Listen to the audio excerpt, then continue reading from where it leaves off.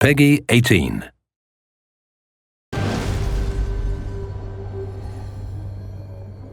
When we wrapped Dishonored 1 and the DLC, we started thinking about Emily Kaldwin as protagonist. It became kind of a bit of an obsession for us. Welcome, Lady Emily Kaldwin. To see Emily and treat her the right way. Like, think really, how would she grow up? What would she look like? How would she carry herself? So it's 15 years after the Rat Plague, after the first Dishonored, and Corvo's been training her for 15 years, telling her, someday our enemies are gonna come for you with knives and you have to be ready.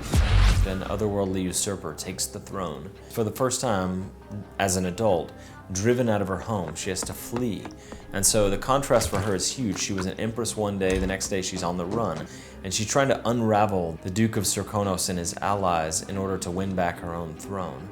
And so part of it is just like, take back what's yours. But at the same time, she begins to see the corrupting influences of bad leadership. Her motivation becomes, I need to take back the empire so that I can do right by the people. When we decided that Emily got to have her own powers, they needed to be interesting enough to be as cool as Corvo's. Her mobility power is called Far Reach, where it's more elastic than Blink. It's not so much a short-range teleport as it's almost like a supernatural grapple that allows you to pull yourself through the world. You can slingshot past things.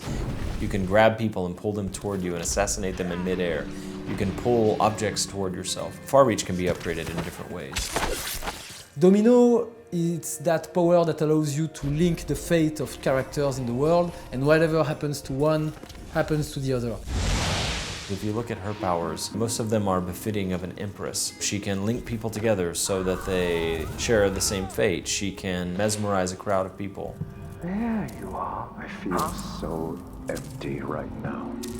She's also a young woman who lived a pretty privileged life, punctuated by a brief time of darkness. All hail Her Imperial Majesty, Emily Kaldwin. She uses Shadow Walk and she becomes this inky monstrosity, and then for a brief time does some terrible things and then goes back to being the person that she normally is. And then it gets a bit crazy because Emily also has the power of doppelganger, where she can create a reflection of herself. It can be used to distract AI enemies, or it can be upgraded so that it's actually lethal and it can assassinate.